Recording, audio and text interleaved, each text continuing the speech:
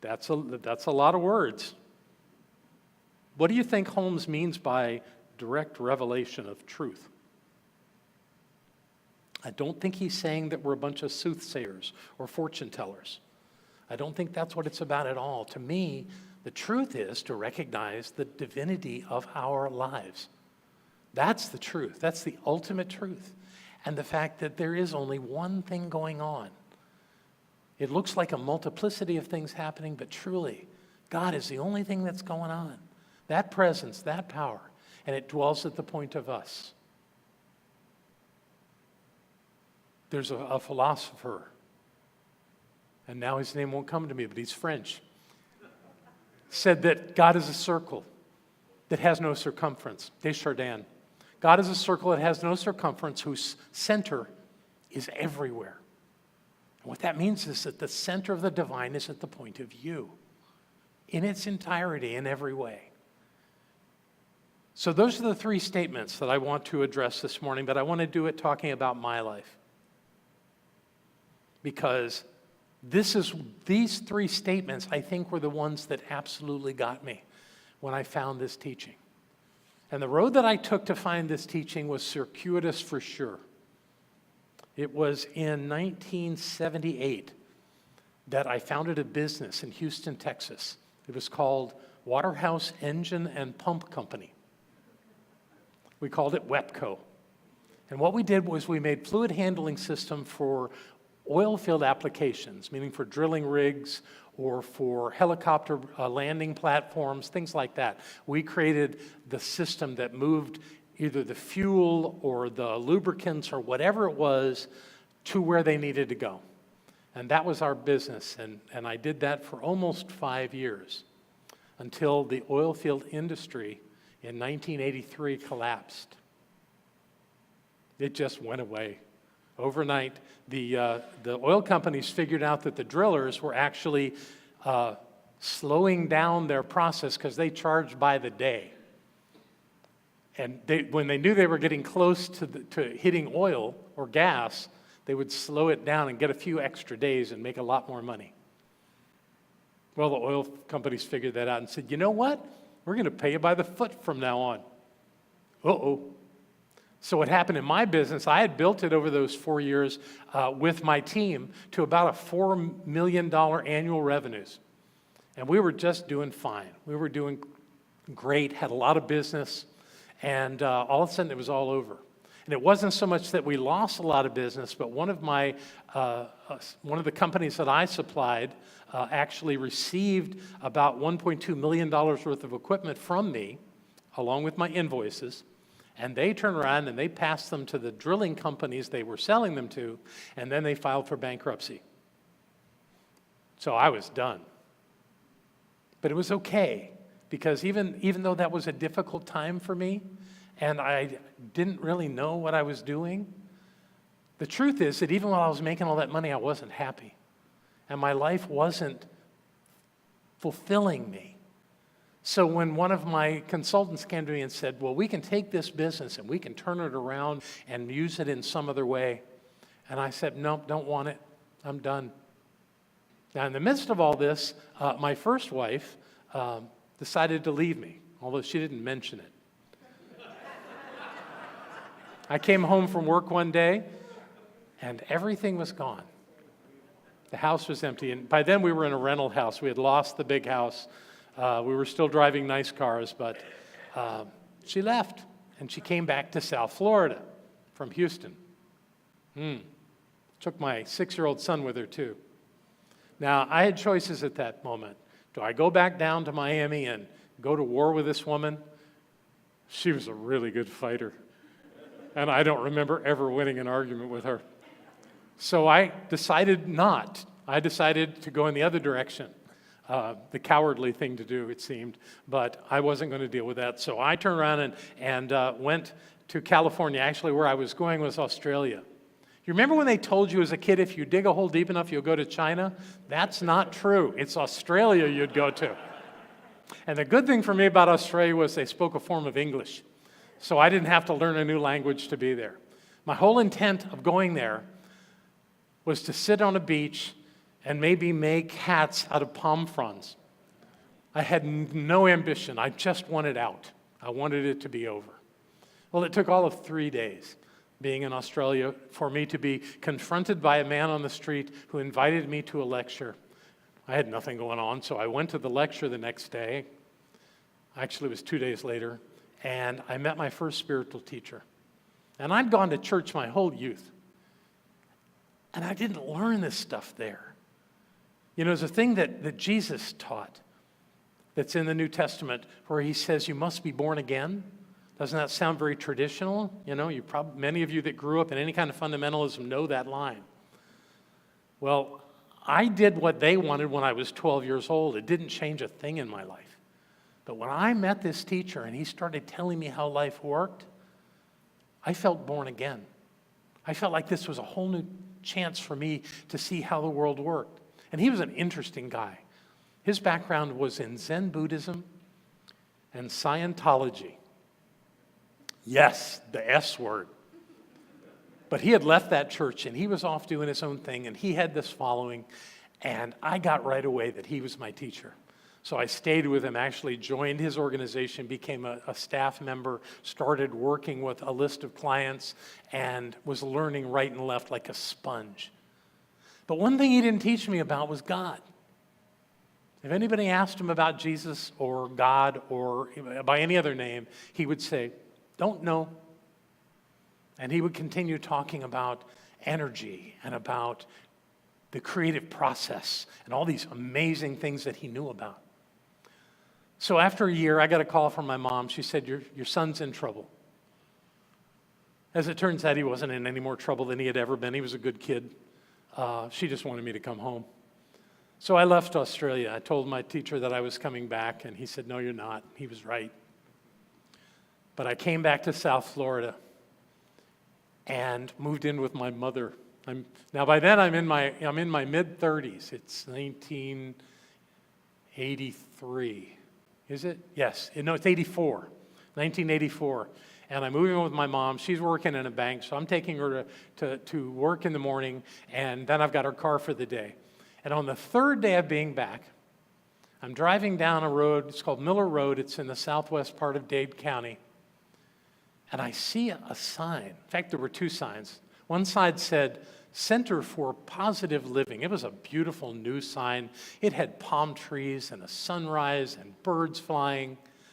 I didn't actually notice that sign. There was an old sign that had rust around the edges, seemed a bit dilapidated. All it said was "Science of Mind." So I pulled into the parking lot. I went inside of this facility. A woman came out from her office and said, "Can I help you?" And I said, "Yeah, what's science of mind?" I don't remember what she told me. But she invited me to come on Sunday. And I did. And I sat. There was a center aisle down the center of that sanctuary. And I sat on the first seat on that side. That was my seat for the next 5 years. I was not going to leave it because what they were teaching me was about God. Not the way I had learned it when I was a kid.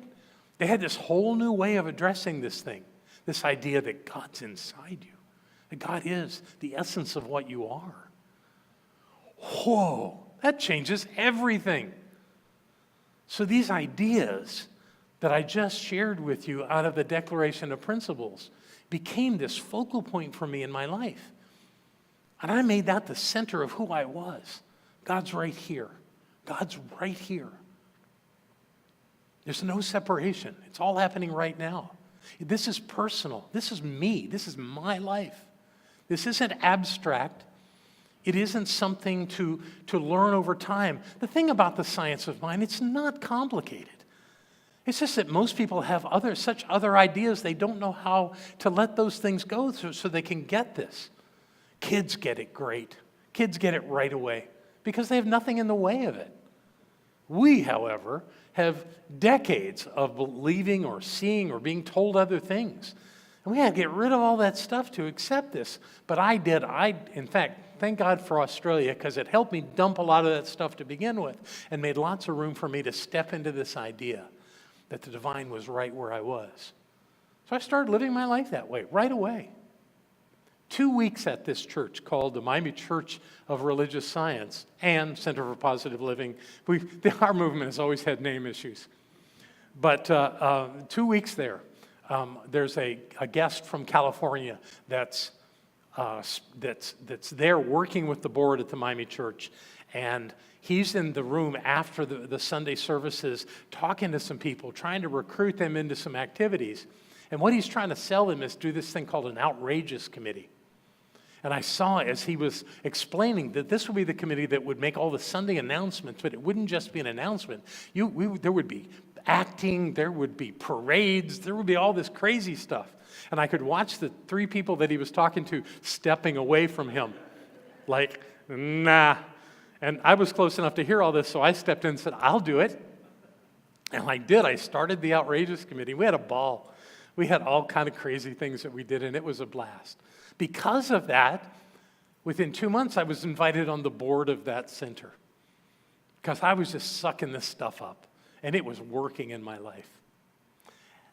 Then, after I'd been there for a couple of years, taking as many classes as I could, doing everything I could to learn this, reading the textbook cover to cover, really wanting to know what this was. And if you haven't read the textbook, I will forewarn you that a lot of it's dry. And you're just kind of rolling along, and then there's this chunk of wisdom that'll blow your mind. And I would have those moments, and I go, oh, wow! And it was great. So it was so exciting to me. It was like walking in the desert and finding diamonds. So I continued to do this, and at one point, looking at how the community was organized, I went to one of the senior ministers. His name was Reverend Tony Bonacorso, and I said, Tony, this is a great organization, and I'm so glad and grateful to be affiliated with it.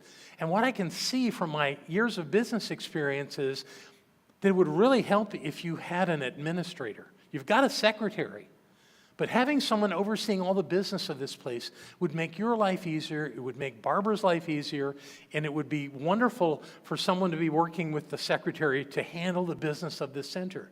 And he said, well, thank you, John, for offering to do this. And I did say I was interested in doing it. He said, but no. Okay. So what do you do with no? Well, if the presence of the divine is at the point of me, there is no no. God always says yes. I didn't get upset. I didn't worry about it. I just said, okay. And I walked away. It was the next week when the president of the board came to me and said, John, what would you think about being the administrator of this center? Yes, I could do that. So I became the administrator. And I was the administrator for 3 years. And about that time, things changed. And Tony and Barbara left the center. That's okay. Tony and Barbara, by the way, is the one that came out from the back. Tony and Barbara left the center. And in the midst of that, with a lot of drama, because that seems to be the way some centers do it, with a lot of drama, I was kind of the senior person there. We did have practitioners, but they weren't highly engaged in what we were doing. So it was kind of left on me not to teach so much, because we found ministers to come in and teach for a period of time before an interim minister came. But I did platform, I did all that stuff every Sunday morning, and we managed to hold it together after Tony and Barbara left. And then our interim minister came from California, Bill Hart, wonderful guy, taught me a lot. I'm so blessed to have known him. And I won't go into the story about him right now, but that was an important time for me. Kept taking classes. Some of the practitioners stepped up and taught classes, even the practitioner class that I was in. I was even teaching a class on Sunday nights on the hero's journey. And at one point what happened was one of the members invited an icon in our movement to come speak at our center. Apparently this had happened months before that this was arranged. But the time had come, and Bill, the interim minister, had gone back to California, and it was up to me to host this speaker. Her name was Terry Cole Whitaker. I don't know if any of you have heard of her, but she was the face of Science of Mind in the 1970s and 80s. She had a syndicated television show on TV every Sunday morning, all around the country. And Barbara would watch her and emulate her. In fact, if you ever watched a video of Terry and watch a video of Barbara, you could see how similar they are, because they were both extraordinary teachers, and they taught through their energy as much as through their words. So Terry comes to Miami. They set her up in the Fontainebleau Hotel with her daughter, Suzanne, and she comes and I host her. I introduce her on the Sunday morning for her talk. And then she does a workshop in the afternoon, and I introduce her again. And on that day, basically because the interim minister was gone and nobody could stop them, Tony and Barbara came because they wanted to hear Terry. And I happened to sit with Barbara during that time. And it was wonderful. It was a great workshop. We had a great time. And then I heard after it was over that the one that had organized all this, Tony, Barbara, some other people, along with Terry and her daughter, were going to dinner at the Fontainebleau. So I went to Barbara and I said, Barbara, can I go to dinner with y'all at the Fontainebleau tonight? She said, no. I said, okay. 2 minutes later, the organizer that put it all together, was paying for it, came over and said, John, we're going to the Fontainebleau for dinner with Terry. Would you like to come? Why, yes, I would. These aren't accidents. This comes from knowing the truth of who I am and knowing that I am not to be denied. And I don't have to go to war with anybody. I don't have to compete. I've completely let go. When I was young, I was so competitive. I wanted to win everything. But I let that go. As soon as I understood the presence within me, I let that go. I didn't need that anymore. All I needed to know was the truth, and realize that everything happens in perfect order. It's actually Michael Beckwith that I first heard say that no does not mean no. It means not right now. And apparently, if you're paying attention, you can get it down to about 2 minutes before the thing turns around. So we went to dinner. It was lovely. It was in the big dining room at the Fontainebleau Hotel. And this was back, of course, this was in 1988. And the Fontainebleau was, like the rage back then. So we're sitting in the main restaurant at a big round table. I've got Terry sitting to my left, her daughter Suzanne to her left, and to my right, Barbara is there, and Tony. And then the other folks are sitting around the table. Some point during dinner, Terry looks at me, and she says, "What can I do for you?" I don't know where this came from, but it came directly out of my mouth, looking directly into Terry Cole Whitaker's eyes. I said, "You could ordain me into ministry." She said, "Okay, get down on your knees." She picked up her knife. She turned to me. She touched me on one shoulder, on the other shoulder, and back again. And she said, "I hereby ordain you St. John the Divine." That worked. That worked. She said the words that worked for me, because I am divine. I am divine. And when she said that, I accepted it. She looked at me, she said, "You know that was real?" I go, "Yes, I do." Now, Barbara Bonacorso at that moment, the one that was trained in this community to be a minister, had been one for 5 years. Back then, you had to be invited into ordination. It wasn't a plan. And that was in RSI, which this community was. It was also true in United, the other community. So I looked over at Barbara, and Barbara was a proud woman. She did not cry publicly, but she was close, because she saw me get something that she wanted. So in my boisterous way, I said, "Barbara, ask her." And I backed up my chair. And she did. With a cracked voice, she said, "Terry, would you ordain me?" Terry said, "Come here." And at the time, Barbara had these beautiful golden locks of hair. And Terry put her hand in that head of hair and shook it all up and said, "I ordain you, you precious being of love and light." And they hugged. And Barbara sat back down. And everything changed. Now, you may say, "Well, that's not real. You didn't go to ministerial school." You know, they called Jesus rabbi, but he never went to a rabbinical school. And there's a guy who's around now named Joel Osteen. He never went to ministerial school. He never went to seminary. He learned from his dad, who was the senior minister before him. There's lots of ways to become a minister. And it's absolutely valid that any ordained minister can ordain someone into ministry. We just have this agreement in our movement that we don't do that we let the system handle that. We don't do it. Now, Terry had already left the organization by that time, so she wasn't obliged to that. And that began this course that changed everything. So Terry and her daughter Suzanne are walking back to their room after dinner, and Suzanne says to Terry, "Do you think Tony knows about John and Barbara?" Terry laughed and said, "John and Barbara don't know about John and Barbara yet, but they will." And like I said, everything changed. Everything. So why am I telling you this story? I'm telling you this story because most of us, I can't speak for you, but I believe that most of us still think that no is real. We still think that there are things we can't have, that we can't receive, that we can't be. Those are lies. Beloved ones, those are lies. The truth is that if you set course for something and you know who you are, you can have anything. And that's what I want you to know, is that you can have anything. All you have to do is know who you are and live in that truth and have a personal understanding of the presence within you and claim your life. I don't care how old you are. I don't care how educated you are. I don't care how hard your life has been in the past. If you accept this and receive this knowing in your life, you can have anything. Because God always says yes. And that's the truth. And so it is.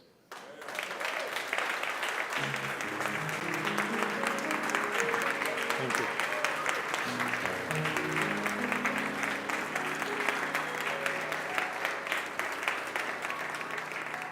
Thank you. Thank you. Now it's time for us to reflect on this. Let's just take it in, close our eyes, and listen to these sounds that are happening all around us.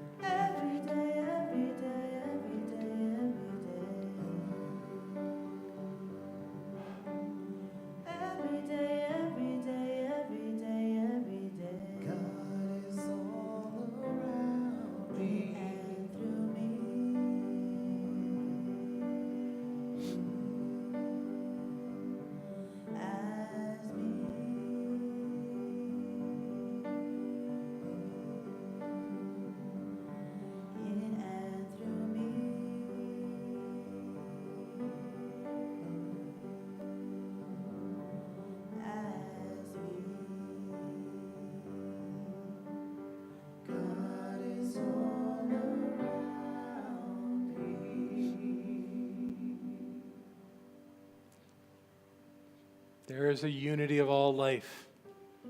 It dwells in me and it dwells in you. When we make that presence personal, we open to much greater possibilities for our lives. We take away the line between the divine and who we think we are and merge them into the oneness, which is the highest reality. We become revealers of truth. And the living Spirit awakens us to our highest and most profound reality, that this is the truth of who we are.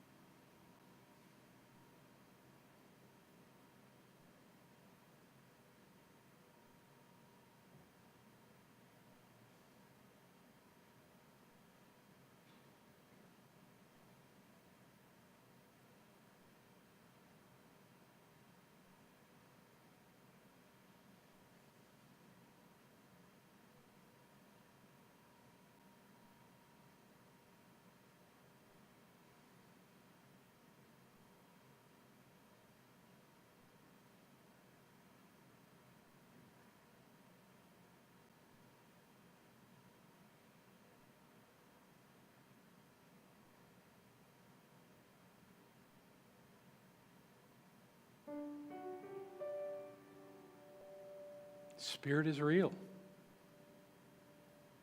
And so are we. All is well. All is God. And knowing this, we are grateful. And so it is.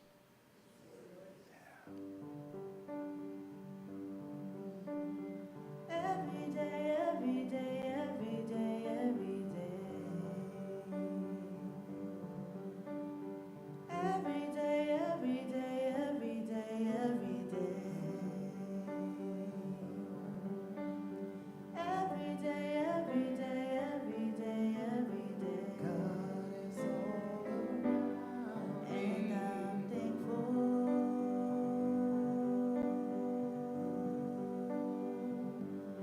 And so it is,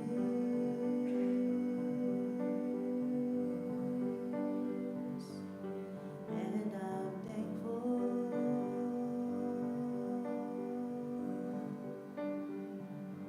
So it is. God is all around me. Welcome back. Thank you for embracing all the good in your life.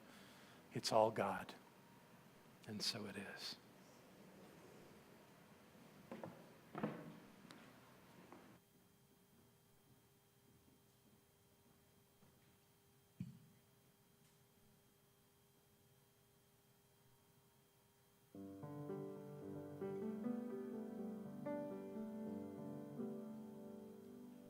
Bring it on, everything new, everything different, everything true. I am ready for my next thing to do.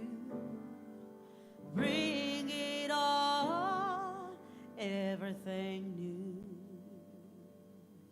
I'm through crying, I'm through waiting, I'm through hoping against all hope. I'm through longing for something, God, that'll never return. I think I finally learned. So bring it on, everything new, everything different, everything true. I am ready for my next thing to do. Bring it on, everything new,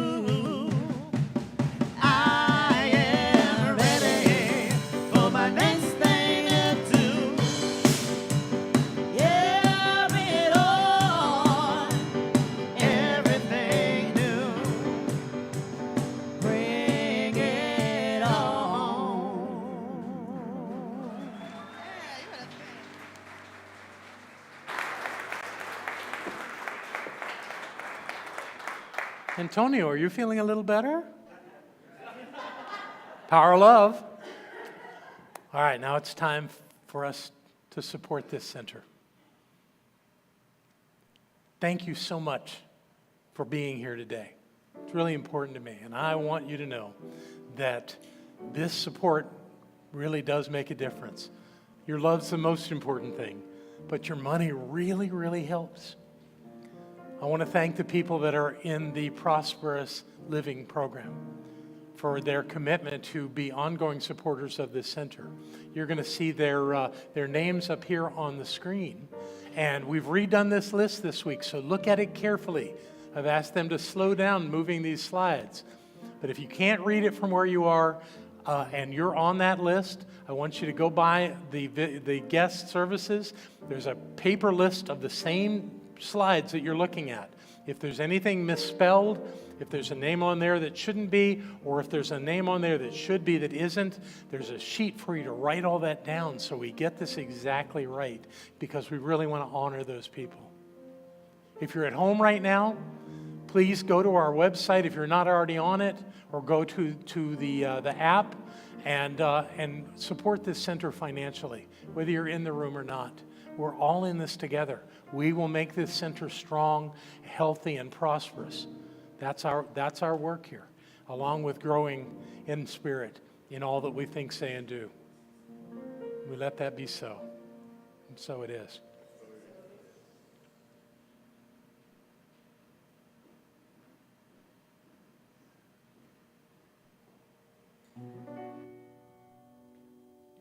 There was a time in my life I thought I had to do it all for myself. I didn't know the grace of God was sufficient, and I didn't know the love of God was at hand. But now I can say, if you are discouraged, struggling just to make it through another day, you've got to let it go. Let it all go. This is what you had to say.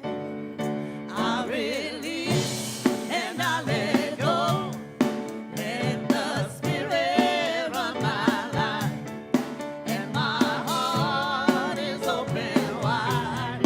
Yes, I'm only here for God. No more struggle, no more strife.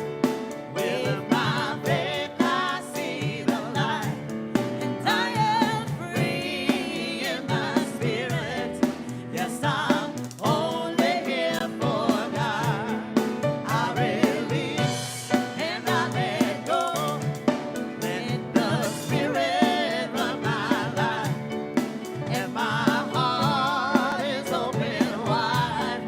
Yes, I'm only here for God. No more struggle, no more strife. With my faith I see the light, and I am free in my spirit. Yes, I'm only here for God. Come on. I release, come on, and I let go.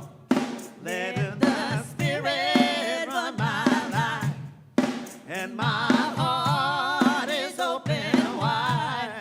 Yes, I'm only here for God. No more struggle, no more strife.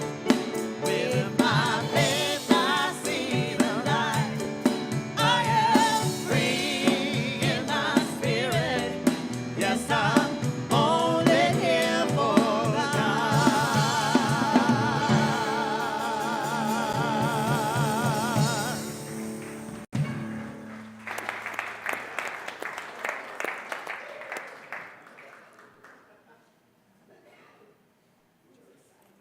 So I know this money is blessed. It's blessed because it comes from you. It's blessed because of what it comes with. It comes with you. And yes, we take this, and a team of wonderful people count it, and then another wonderful person takes it to the bank, and we use it to pay the bills. But the best part of it is that some of it stays right here. Not the money, the energy. The energy of you stays in this room. People walk in this room and feel it. I've seen people walk in and begin to cry because they can feel it, because there's so much love here. And we're doing such important work for ourselves and for one another. And that really does make a difference. So bless you. Thank you. And so it is. Yeah. Thank you. That's great. All right. I believe it's time for me to invite our practitioners and ministers to come up onto the stage. And while they're coming up, let's do our affirmation together. We'll show you, it'll be up on the screen. You ready? I believe in the unity of all life, and that the highest God and the innermost God is one God. Yes. One God. That's who we are. So next week we'll finish the Declaration of Principles. My title will be, I believe the law of spirit always says yes. And we'll see what those final words from Dr. Holmes are. Thank you all. God, I love you so much. Getting to know these people has been one of the most extraordinary parts of being here. Your commitment to this community, to your well-being, to be models for everyone, shows every day I see you. I've not heard one cross word from a single one of you. Only love. So if something's going on in your life and you haven't figured it out, these people can help. Look across here. See which one resonates with you and come ask them to know something with you, to turn something around in your life. They know how to do that. They know how to lend their consciousness to you so that you can begin to grow into your own of whatever it is that you're calling into your life. They're the ones that can help you, and I encourage you to do that. And with that, I believe we sing. Let's stand up and do our final song. Don't forget the membership meeting. This is my wish.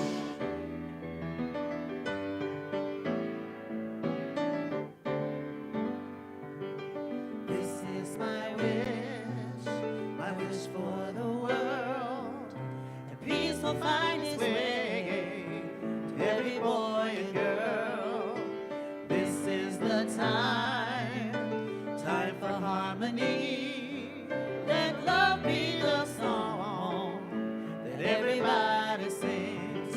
Fill the air with joyful noise. Ring the bells and raise your voice. Let there be peace on earth. Peace on earth. Lift your light and let it shine.